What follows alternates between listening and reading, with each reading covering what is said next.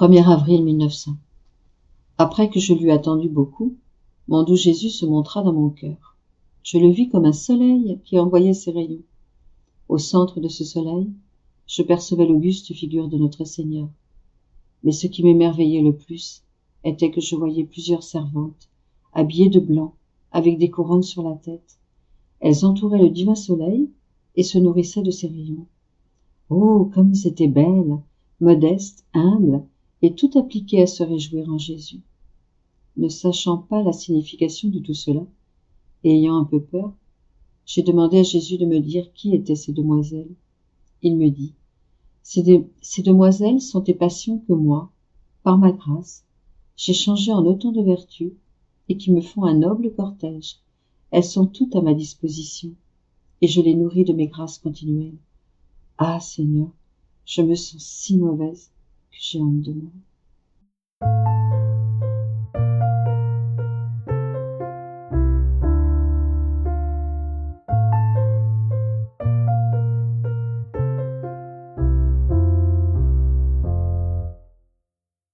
« 1er avril 1909.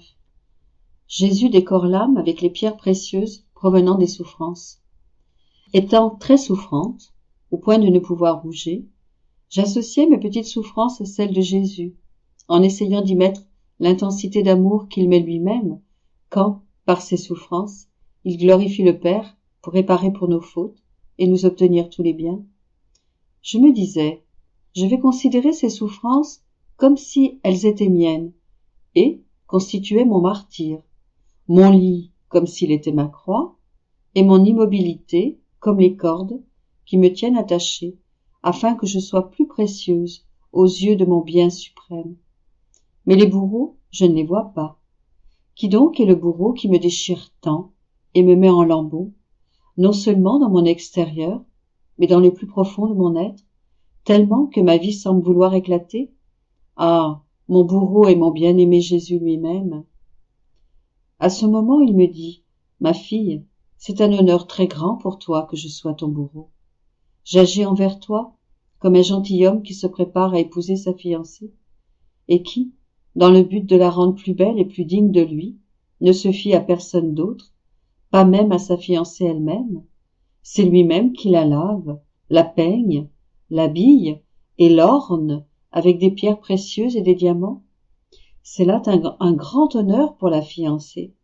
Et de plus, elle n'a pas à se tracasser avec des interrogations comme « Vais-je plaire à mon époux ou non? Aimera-t-il la manière dont je suis parée? Ou me grondera-t-il comme une sotte de n'avoir pas su la manière de bien lui plaire? » Voilà comment j'agis avec mes épouses bien-aimées. L'amour que j'ai pour elles est si grand que je ne me fie à personne d'autre. Je me fais même leur bourreau, mais un bourreau amoureux. C'est ainsi que tantôt je les lave, tantôt je les peigne, tantôt je les habille, pour qu'elles soient encore plus belles. Tantôt je les pare de pierres précieuses, non celles qui proviennent de la terre et de ces choses superficielles, mais celles que je fais sortir du tréfonds de leur âme et qui se forment au toucher de mes doigts, qui créent la souffrance de laquelle ces pierres résultent.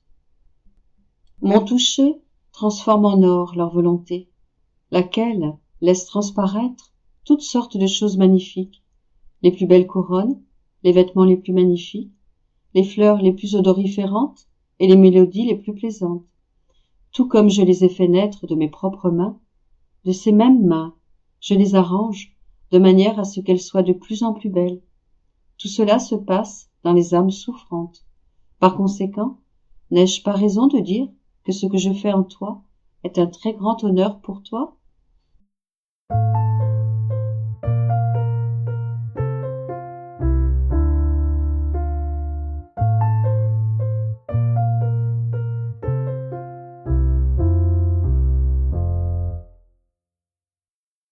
« 1er avril 1916. Un grand dépouillement est requis pour que les battements de cœur de l'âme s'harmonisent avec ceux de Jésus. Ce matin, mon doux Jésus se fit voir en mon cœur, et son cœur battait dans le mien. Je l'ai regardé et il m'a dit, « Ma fille, pour celui qui m'aime vraiment et qui fait ma volonté en tout, ces battements de cœur et les miens ne font qu'un. Je les appelle mes battements de cœur et comme tels, je les veux à l'intérieur de mon cœur, prêts à le consoler et à adoucir sa peine. Ses battements de cœur dans les miens créent une douce harmonie qui me parle des âmes et me force à les sauver. Mais quel dépouillement est requis pour l'âme! Sa vie doit être plus une vie du ciel qu'une vie de la terre, plus une vie divine qu'une vie humaine. Une ombre, une toute petite chose suffit à empêcher l'âme de percevoir les harmonies et la sainteté de mes battements de cœur. Alors, ces battements de cœur ne s'harmonisent pas avec les miens, et je dois rester seule, dans mes peines et mes joies.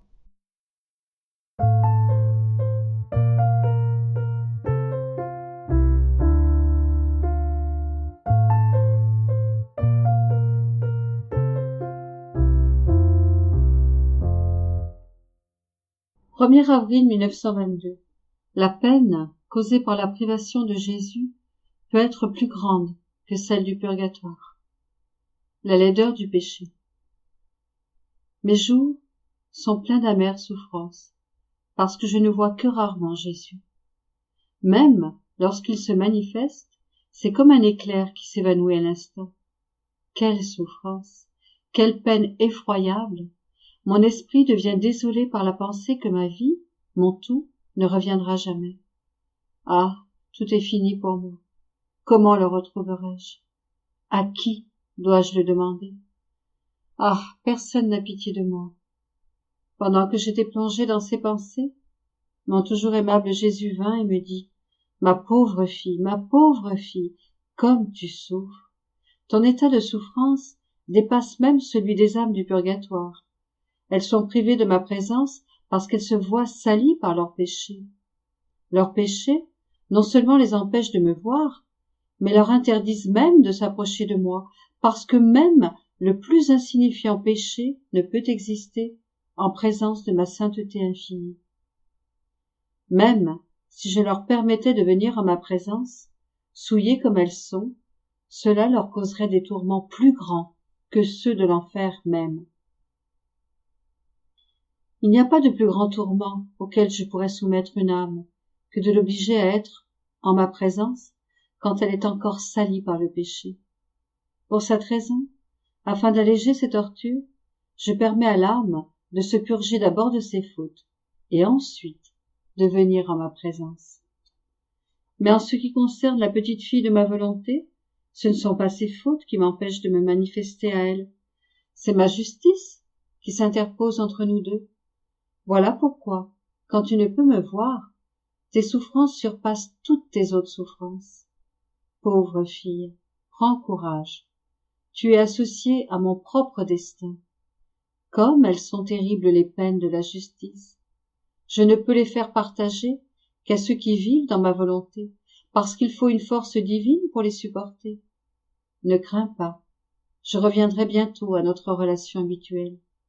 Laisse les répercussions de la justice rejoindre les créatures. Permets à tes souffrances de s'étendre sur les autres créatures, car tu ne pourrais les porter seule. Après, je serai avec toi comme auparavant. Mais, même présentement, je ne t'abandonne pas. Moi aussi, je sais que tu ne peux être sans moi. Aussi, je serai au plus profond de ton cœur, et là, nous nous parlerons. Après cela, j'ai suivi les heures de la Passion, en particulier la partie où Jésus a été vêtu et traité comme un dément. Mon esprit était totalement plongé dans ce mystère quand Jésus me dit: ma fille, ce fut la scène la plus humiliante de ma passion. Être habillé et traité comme un fou. Cela fit de moi un jouet, une diversion pour les Juifs. Mon infinie sagesse ne pouvait être soumise à une plus grande humiliation. Mais il était nécessaire que moi, le Fils de Dieu, je subisse cette souffrance. Le péché rend l'homme fou. Il n'y a pas de plus grande insanité. De roi qu'il est, il le transforme en un esclave et un jouet des plus vilaines passions qui le tyrannisent encore plus que s'il était un dément. Ces passions, selon leurs propres caprices et fantaisies, le lancent dans la fange et le couvrent de ce qu'il y a de plus abject. Oh, que le péché est affreux! L'homme ne pourrait jamais être autorisé à se présenter devant la majesté suprême en état de péché? J'ai voulu subir un tel châtiment pour implorer que l'homme quitte cet état d'insanité. J'ai offert à mon Père céleste mes souffrances en échange des punitions que l'homme méritait pour ses insanités. Chaque souffrance que j'ai subie était l'écho des souffrances que les créatures méritent. Cet écho a résonné en moi et m'a rendu victime du ridicule, des moqueries et de tous les tourments.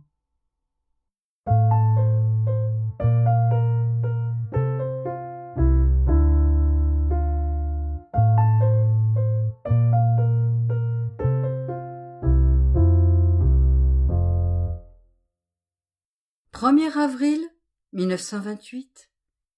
Nécessité d'une mise à l'épreuve. Ce que sera l'épreuve pour les enfants du divin royaume. Celui qui vit dans la divine volonté offre à Dieu des actes royaux. La longue histoire de la divine volonté. Exemple. Mon abandon à la divine volonté est continuel. Mais alors que j'y étais tout entière abandonnée, je pensais en moi-même. Quelle sera la preuve que demandera Jésus de ceux qui vivront dans le royaume de la divine volonté? Si Jésus veut de tous une preuve de loyauté pour confirmer l'état auquel il les appelle, et pour être certain de pouvoir confier à la créature les biens qu'il veut lui donner, il exigera bien plus encore cette preuve des enfants de son royaume, qui sera l'état le plus sublime qui puisse exister. Je pensais à cela lorsque mon toujours aimable Jésus se manifesta en moi et me dit « Ma fille, il ne peut en effet y avoir de certitude sans mise à l'épreuve. Et lorsque l'âme réussit cette épreuve, elle reçoit la confirmation de mes desseins, avec tout ce qui lui est nécessaire et qui lui convient pour vivre dans l'état où je l'ai appelé. C'est pourquoi j'ai voulu mettre Adam à l'épreuve, afin de confirmer son heureux état et son droit de domination sur toute la création. Et, comme il n'a pas été fidèle dans l'épreuve, il est juste qu'il n'ait pas pu recevoir la confirmation des biens que le Créateur voulait lui donner. De fait, c'est par l'épreuve que l'homme acquiert le sceau de fidélité, qui lui donne le droit de recevoir les biens que Dieu a établi de lui donner, dans l'état auquel l'âme a été appelée par lui. On peut dire que celui qui n'a pas été mis à l'épreuve n'a aucune valeur, ni devant Dieu, ni devant les hommes, ni devant lui-même. Dieu ne peut pas faire confiance à l'homme sans l'éprouver, et l'homme lui-même ne sait pas quelle est sa propre force. Si Adam avait réussi dans cette épreuve, toutes les générations humaines auraient été confirmées dans leur état de bonheur et de royauté. Moi-même, de la même manière, aimant ces enfants de ma divine volonté d'un amour tout spécial, j'ai voulu passer cette épreuve pour tous, dans mon humanité, en leur réservant, comme seule épreuve, de ne jamais leur permettre de faire leur volonté, mais uniquement et toujours ma volonté, afin de reconfirmer pour eux tous les biens nécessaires pour vivre dans le royaume de mon divin fiat. Je leur ai ainsi fermé toutes les portes de sortie. Je les ai ointes d'une force invincible, de sorte que rien d'autre ne pourra franchir les très hautes barrières de mon royaume. En fait, lorsque je commande que quelque chose ne devrait pas être fait, c'est une porte que je laisse par laquelle la volonté humaine peut trouver une sortie. C'est une occasion qui reste toujours à la créature et qui lui permet de sortir de ma volonté. Mais lorsque je dis « hors d'ici », il n'y a pas de sortie. Toutes les portes restent fermées. Sa faiblesse est réconfortée. Et la seule chose qui reste à la créature, c'est la décision d'entrer pour ne jamais en sortir. ou de ne pas entrer du tout. Par conséquent, pour vivre dans le royaume de ma volonté, il n'y aura que la décision à prendre. C'est la décision qui produira l'acte accompli. N'est-ce pas ce que je fais avec toi? Est-ce que je ne crie pas constamment des profondeurs de ton cœur que rien n'entre ici que ma seule volonté? Centre de vie, avec sa force omnipotente et son éblouissante lumière, ma volonté garde toute chose à l'extérieur de toi. Elle fait couler dans tous tes actes son mouvement primordial de vie. Elle domine et règne en reine. Après quoi, je suivais les actes de la divine volonté dans toute la création pour les apporter en hommage à mon Créateur. Un mouvement de vie coulait dans toutes les choses créées, qui les réunissait toutes et mettait tout en mouvement. J'étais surprise, et mon doux Jésus ajouta: « Ma fille, ce mouvement de vie dans toute la création est ma volonté, qui fait se mouvoir toutes choses et les tient toutes comme en sa main de vie. Combien ce mouvement est long, et quoique multiple, il est un. Par conséquent, l'histoire de ma volonté est longue, et ton travail, en composant son histoire, devient extrêmement long. Et autant tu aimerais abréger ton discours, autant il t'est difficile de le faire, car son mouvement, qui fait se mouvoir continuellement toute chose, a tant à dire sur tout ce qu'elle a fait durant sa très longue histoire, que malgré tout ce qu'elle a déjà dit, il semble que ce ne soit encore rien. Et comme tous les mouvements, toutes les vies et tous les domaines lui appartiennent, ma volonté a bien des façons de raconter sa longue histoire. Tu seras la narratrice et la porteuse de l'histoire d'une volonté éternelle, qui, en te racontant son histoire, te mêlera à elle pour te donner la vie de ses actes et te communiquer, autant qu'il t'est possible, son mouvement et les biens qu'elle contient. Tu dois par conséquent savoir que celui qui vit dans ma volonté offre des actes royaux à l'éternelle majesté, des actes qui ne peuvent se trouver que dans le divin et royal palais de ma volonté. Lorsque la créature apparaît devant nous, avec les actes royaux que notre volonté accomplit dans toute la création, c'est alors seulement que nous nous sentons honorés par elle. Ces actes sont divins, dignes de notre majesté. Par contre, celle qui ne vit pas dans notre volonté, quel que soit le bien qu'elle puisse faire, ne nous offre toujours que des actes humains et non divins, des actes qui nous sont inférieurs, parce que l'acte royal de notre divin fiat ne coule pas en eux. Il en est comme d'un roi, servi par un de ses pages, qui lui apporte des choses venues de son palais royal. Bien que ces choses viennent de lui, le roi se sent honoré, car s'il boit, il boit de son eau pure et claire, venant de ses vases d'or bien propres. S'il mange, ce sont des aliments dignes de lui, servis sur des plats d'argent. S'il s'habille, on lui apporte des vêtements royaux qui conviennent à un roi. Le roi est heureux et satisfait, car on lui a servi des choses royales qui lui appartiennent. Par contre, il y a un autre page qui sert le roi. Mais lorsque le roi veut boire, ce page va dans sa misérable demeure chercher une eau trouble qu'il rapporte dans des vases d'argile pas très propres. Si le roi veut manger, il lui rapporte des aliments grossiers dans des plats dégoûtants. Si le roi veut se vêtir, il lui présente des vêtements rudimentaires, indignes d'un roi. Le roi n'est ni heureux, ni honoré d'être servi par ce page. Il ressent plutôt une douleur dans le cœur et dit « Comment cela se peut-il ? J'ai mes propres biens royaux, et celui-là ose me servir ces choses misérables de sa propre maison ?» Le premier page est celui qui vit dans ma volonté. Le second vit dans la volonté humaine. Que la différence est grande entre les deux.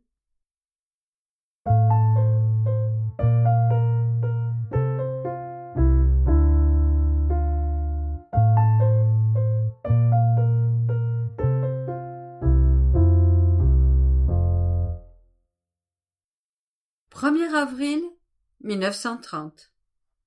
Ce que signifie entrer dans le premier acte du divin vouloir.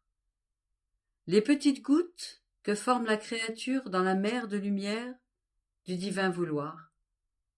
Dieu a placé autant d'actes d'amour dans toutes les choses créées que la chose créée doit servir à la créature. La vie a besoin de nourriture. Ma pauvre intelligence se sent poussée à traverser la mer immense du divin fiat et à aller chercher ses actes dans sa mer d'amour pour l'adorer et lui tenir compagnie.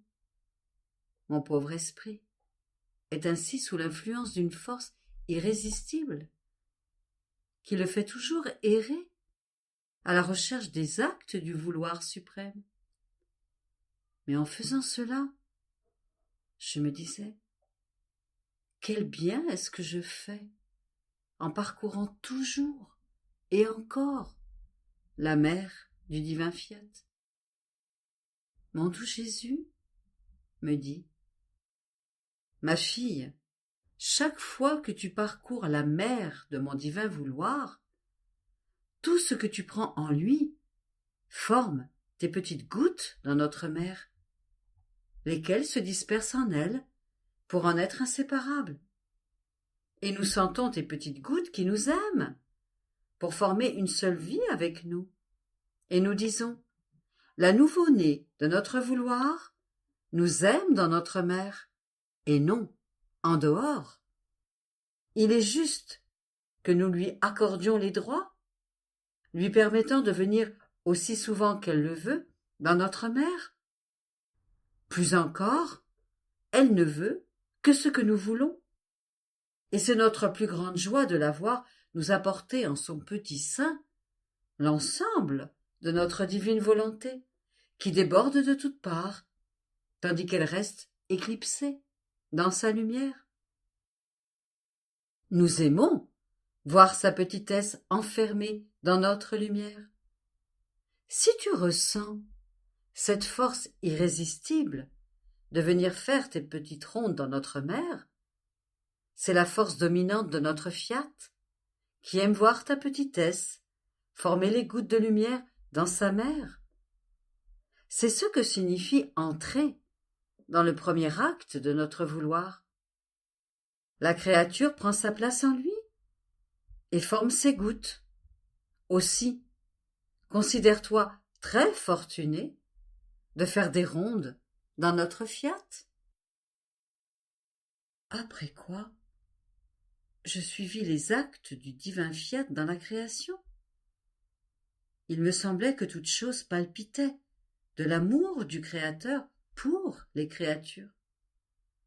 Le ciel, les étoiles, le soleil, l'air, le vent, la mer et toutes les choses créées sont en parfaite harmonie entre elles, si bien que, tout en étant distinctes, elles vivent fusionnées ensemble.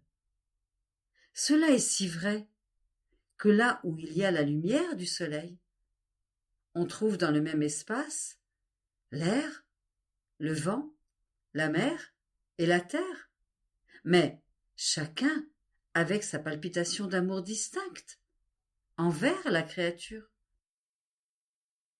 Je pensais à cela et à d'autres choses lorsque mon aimable Jésus me serrant très fort dans ses bras me dit. Ma fille, notre amour dans la création était exubérant, mais toujours envers l'homme. En chaque chose créée, nous avons mis autant d'actes d'amour que la créature doit faire usage de cette chose créée. Notre divin fiat, qui maintient l'équilibre dans toute la création et en est la vie perpétuelle, lorsqu'il voit que la créature est sur le point de se servir de la lumière du soleil, met en marche notre amour, pour que notre amour soit contenu dans la lumière que reçoit la créature. Si la créature boit de l'eau, notre amour se manifeste pour dire à la créature qui boit « Je t'aime ». Si la créature respire, notre amour lui répète « Je t'aime ». Si elle marche sur la terre, notre amour dit sous ses pas « Je t'aime ». Il n'est rien que la créature prenne, touche et voie en quoi notre amour ne fait son heureuse rencontre avec la créature, en lui disant « Je t'aime » pour lui donner l'amour. Mais sais-tu quelle est la raison de tant d'insistance de notre amour? C'est afin que nous recevions la rencontre de l'amour de la créature en chaque chose qu'elle prend. Ainsi, l'amour infini voulait rencontrer l'amour fini pour n'en former qu'un seul et mettre l'équilibre de l'amour de Dieu dans la créature. Et comme la créature se sert des choses créées sans même penser que notre amour va à son rencontre, dans les choses qu'elle prend pour lui faire entendre notre refrain répété « Je t'aime, je t'aime », et qu'elle se sert, sans même jeter un regard vers celui qui lui envoie les choses créées.